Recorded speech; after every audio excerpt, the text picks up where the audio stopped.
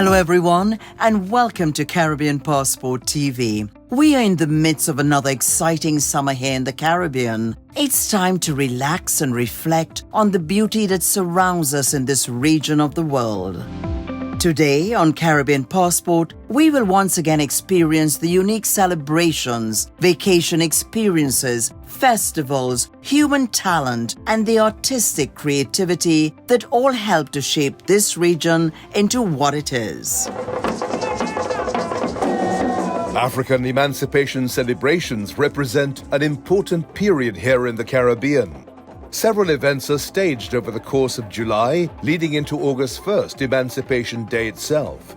And there's no shortage of eye-opening opportunities to learn about the history and heritage that are at the core of this observance.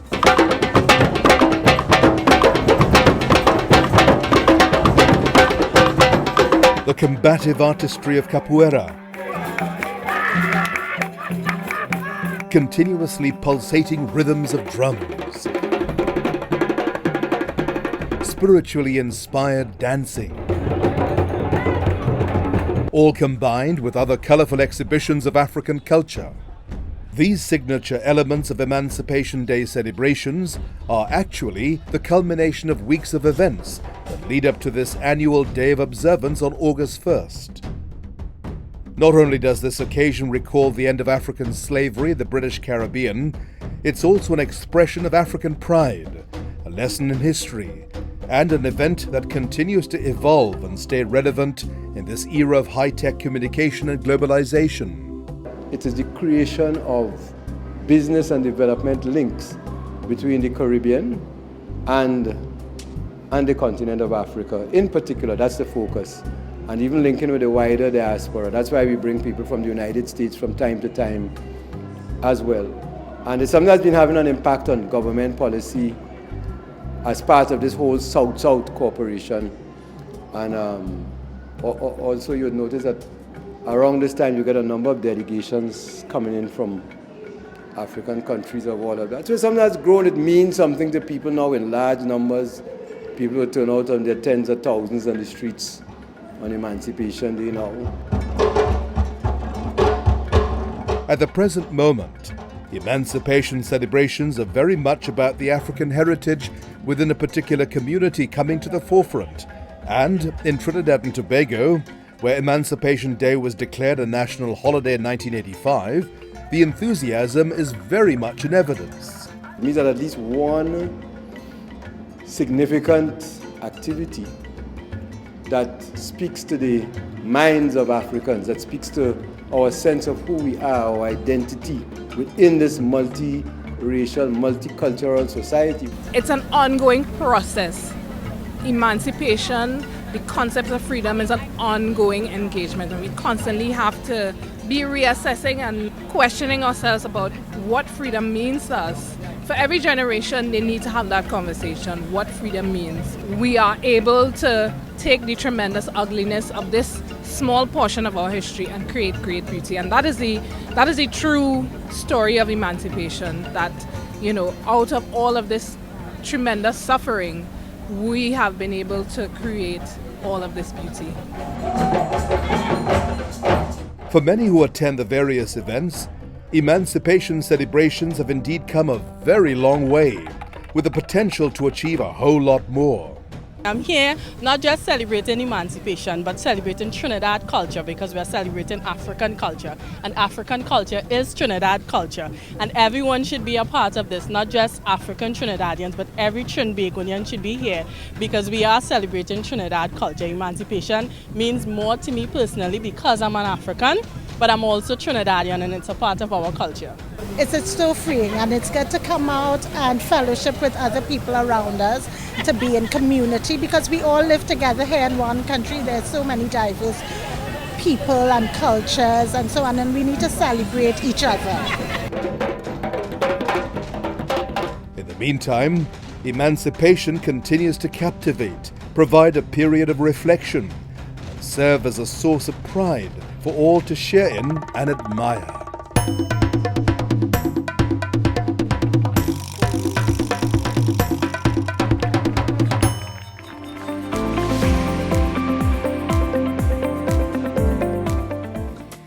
Located within the Windward Islands chain, Dominica is renowned for its exotic rainforests, diving spots, and natural attractions.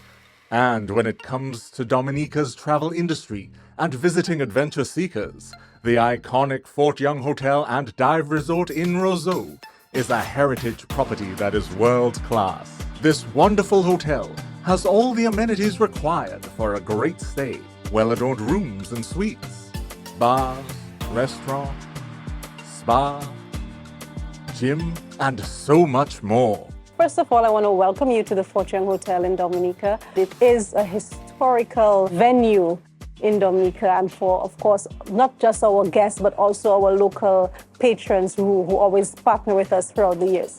The Fort Young was actually a British fort back in the days, and it was renovated and turned into the hotel. The Fort Young Hotel sits very iconically on the shoreline of the city of Roseau, where you are able to dip your feet into the ocean and explore all the ocean wonders. And of course, you have about less than 20 minutes to some of the major iconic sites. So it is situated perfectly on the shoreline of Roseau in the capital city, of course, of Dominica. So interestingly, Fort Young Hotel is one of the very few Green Globe certified properties on island. I really have to note that we were just awarded the Caribbean Journal's Green All-Inclusive Hotel of the Year for 2024. And our CEO, Gregor Nassif, was actually the Green Hotelier for 2024 by Caribbean Journal. So this is a big feat for us, and we continue to really push forward here at the Fort Young Hotel.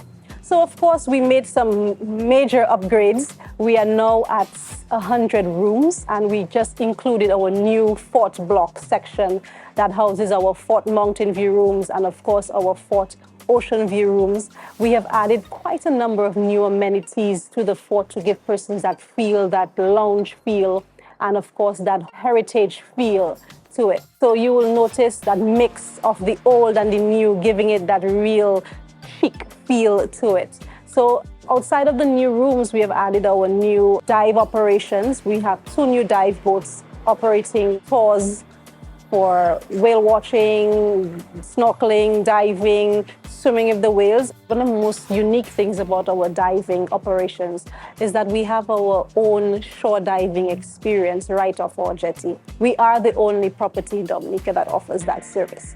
So you can get a guided snorkel tour, you can guided night dive right off our shores where you get to experience all the crustaceans, the fish, everything that's available to us. We do snorkel lessons, scuba diving lessons, getting you ready to get into the water. I think it's just a really one-stop shop for your vacation and entertainment needs when you're in Dominica.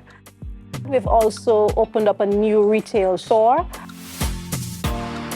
Of course, our rum cellar, which is amazing with local products, local rums. And I must say one of my favorite places in the newly renovated fort section is the art gallery. And our old oven art gallery still houses the original oven of the fort.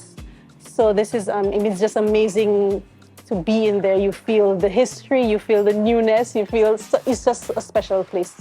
We do have an amazing restaurant at Palisades that really kind of incorporates the local cuisine, the international cuisine, and of course the Caribbean cuisine in one. So there's so many opportunities, so many avenues to just relax and chill in the Fort Young Hotel and enjoy a really good scrumptious meal, getting you ready for what's next on your agenda. We have a wide variety of wellness options that, you know, we can share with the rest of the Caribbean to help you distress, declutter, and rejuvenate before you get back home to the work and hustle and bustle again.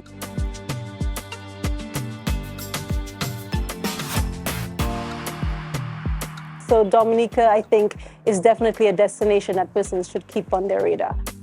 What is unique about the Fort Young Hotel, you get to stay in history, you get to experience it, you get to live the history, you get to live the culture of Dominica, and of course the history and culture of the Fort Young Hotel.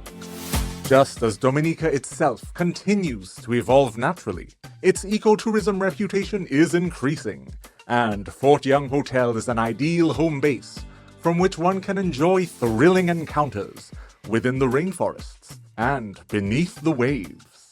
Dominica, No wonder it's known as the nature island of the Caribbean. Republic Bank enjoys a long history of financial service in the Caribbean, and its community involvement through its Power to Make a Difference program has been crucial in creating a better society for all. A constantly evolving initiative, Power to Make a Difference is currently driven by a focus on collaboration and sustainability.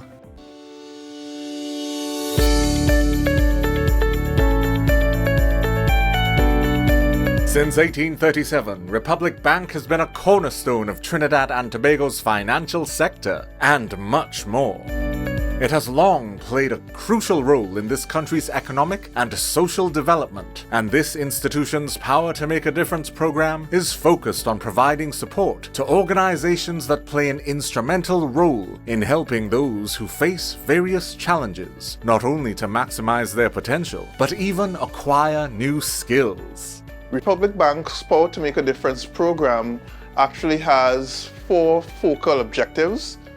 First being the power to help, second being the power to care, the third being the power to succeed, and the fourth being the power to learn. The Power to Make a Difference program has been implemented in all our subsidiaries from Ghana straight across to Suriname, Guyana, Grenada, Barbados, as well as our Arabic operations, which actually is across St. Lucia, St. Vincent, St. Martin, St. Kitts, where head office is located for Arabic operations, as well as Grenada.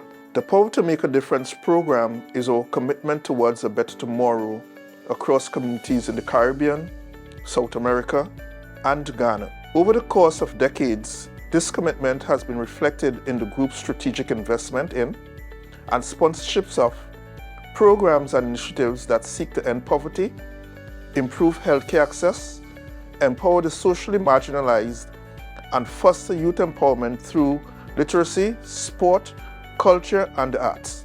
A recent event, Mix and Mingle, was designed to encourage interaction, camaraderie, and networking amongst members of the different groups. The occasion, staged at Republic Bank's corporate headquarters in Port of Spain, involved special presentations from representatives of some of the organizations and an intermingling session amongst all participants. It was in keeping with the topic of collaboration, which forms part of the woodwork of Power to Make a Difference. One aspect will never change, and that is the close relationship, strong bonds that we have with you, our partners. By working together, pooling our resources and sharing our expertise, we are amplifying our impact and driving meaningful change on a massive scale. Then there is the importance of sustainability, a concept that's critical to the continued success of Power to Make a Difference, as well as supporting the goals and operations of the different organizations that fall under the program's umbrella. There's a lot of work and a lot of funding coming into sustainability, women-led businesses, agriculture, community groups, human rights, diversity. Some projects may seem too big for a small NGO. And this is where it's really important to look at strategic partnerships. Be flexible, be open to change. Under our Power to Make a Difference program and the alignment with our initiatives under the environment, social, and governance, which is aligned with the SDGs, we are doing some deliberate targeting in terms of our partners. So we have partners whose initiatives focus on preserving the environment. Our Power to Make a Difference program is not merely a corporate social responsibility program, but it is now part of how we do business as an organization and part of our value proposition in terms of a corporate entity.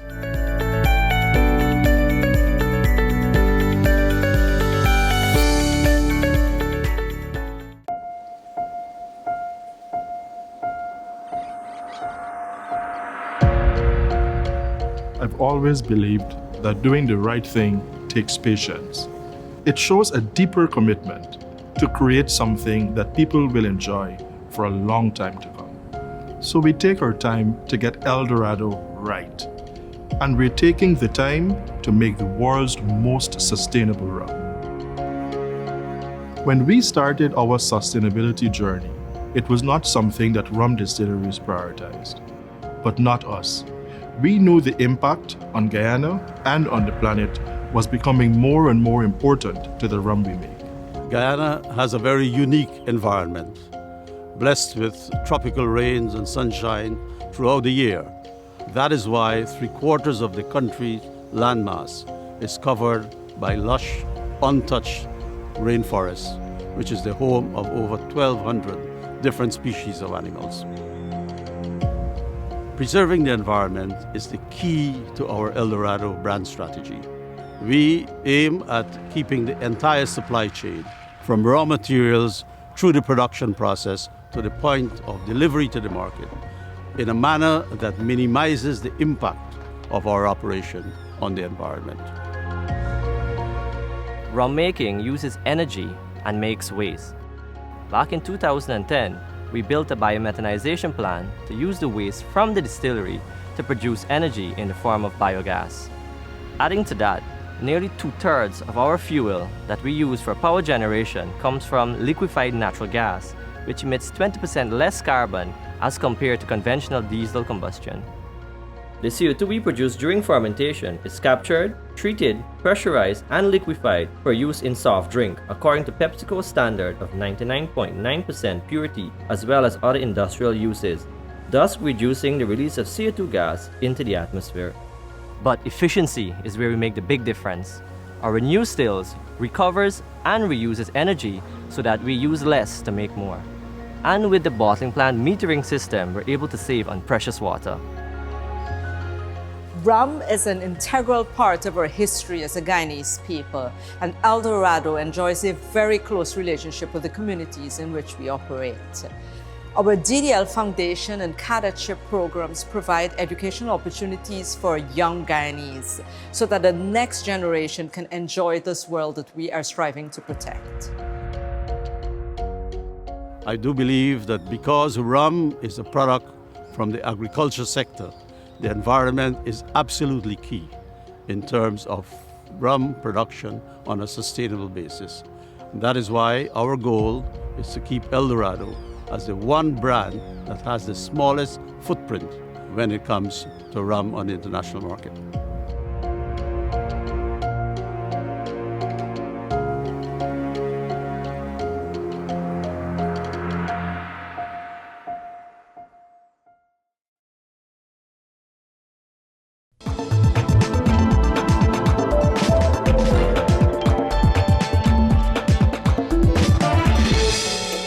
Traditionally known as the sweetest summer festival, Crop Over in Barbados is one of the highlights of summer in the Caribbean. From traditional events such as Pick of the Crop, through some of the hottest fetes around, and to the big culmination, the Grand Cadoument, Crop Over is one celebration that will keep the pulses racing and the feet moving.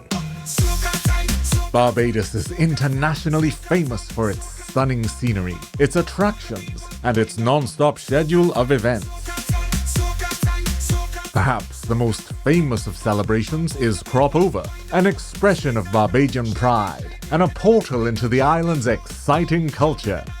Originally marking the end of the annual sugarcane harvest in Barbados, Crop Over has become a season full of entertainment. The local scene truly heats up over the course of July, and there's a mix of more established events and popular parties that will make one spoiled for choice.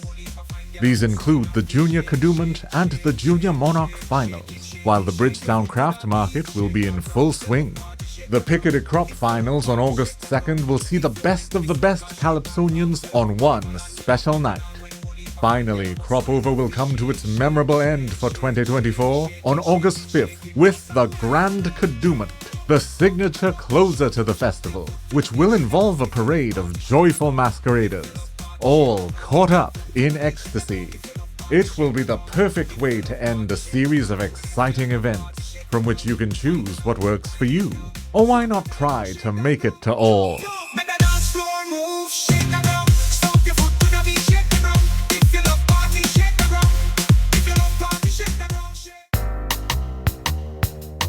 Paris, the city of light, famous for its attractions, its style, its cuisine, and for top-notch sports action.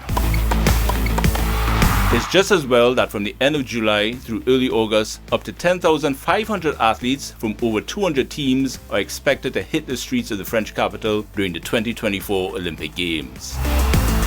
There will be 329 events across 32 sports, and among the international sportsmen and women at the 33rd Olympiad will be representatives from the Caribbean, a region that has enjoyed a long history at this event. Track and field athletics is a particularly strong area, and during the period from 1948 to 1988, multiple waves of pioneering athletes laid a solid foundation through their achievements. The tradition of excellence continues with Shericka Jackson. The Jamaican captured the women's 200 meters title at the 2022 and 2023 World Athletics Championships. She was the Diamond League's overall 200 meters champion in 2022, and last year she won both the 100 and 200 meters crowns. At the last Olympics in Tokyo, Jackson earned the bronze medal in the 100 meters. She was also the 200 meters silver medalist at the 2018 Commonwealth Games, and was the 100 meters runner-up at both the 2022 and 2023 World Championships. Jackson has earned a vast array of medals at other levels, and is entering her third Olympiad as one of the hot favourites in the 200 meters, and is also expected to be a major factor in the 100 meters and the relays. We are seeing Jamaica still dominating, still collecting medals, but we are seeing the likes of Bahamas, Stephen Gardner, Devin Charlton. We're seeing Kirani James still performing, Grenada, Keyshawn Walcott, Michelle Iae, Jereme Richards. So I expect a great performance and a great showing from the Caribbean. It's not getting easier. The world is closing in. They're advancing in technology and nutrition and everything all wrong. But I expect the Caribbean to show out again this year and dominate the Olympics. One of the world's premier triathletes happens to be Flora Duffy of Bermuda. She is the defending Olympic Games female champion and was the gold medalist at the 2018 and 2022 Commonwealth Games. Duffy won the Women's ITU Triathlon World Championship Series title in 2016, 2017, 2021 and 2022. In addition, she claimed the ITU Cross Triathlon World Championships crown in 2015 and 2016 and was the Xterra Triathlon World Champion in 2014, 2015, 2016, 2017, 2019 and 2021.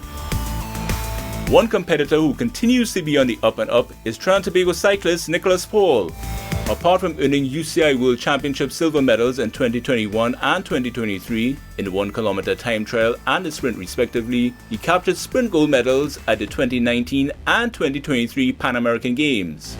At the 2022 Commonwealth Games, Paul won the gold medal in the keirin, claimed silver in the sprint, and earned bronze in the time trial. Additional memorable moments include the 2021 UCI Nations Cup Series event in Cali, where he won the sprint, time trial and keirin titles. He returned to the same venue the following year to repeat as sprint and keirin champion. Paul triumphed in 3 events at the 2022 Pan American Track Championships: the keirin, individual sprint and the team sprint with Trinidad and Tobago. He repeated as keirin and individual sprint champion at the 2023 edition, and in 2024 he won his 3rd straight sprint and keirin crowns. From the boxing ring to the volleyball court and to the swimming pool, Caribbean athletes are online to make an impact in various other sporting disciplines at the upcoming Olympic Games. We have a few automatic qualifiers like Dylan Carter. I could see Dylan probably making a semi-final in the 15-meter free event, getting to the final, and once in the final they have a shot. An exciting summer of sport is about to reach its peak in Paris. And for the Caribbean's competitors, the 2024 Olympic Games is another opportunity to make a loud statement on the world stage during this season.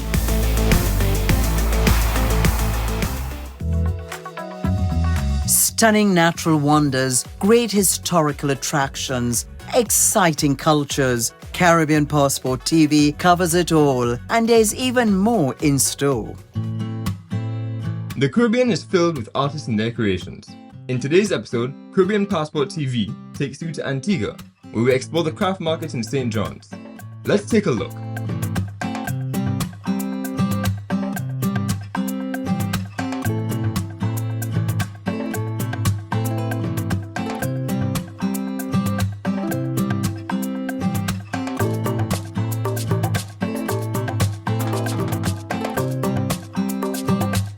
This is number 6. the hearing and impaired stall. We do a lot of handmade stuff. We have from uniforms to the national dress of Antigua and Barbuda. This is actually the old folk.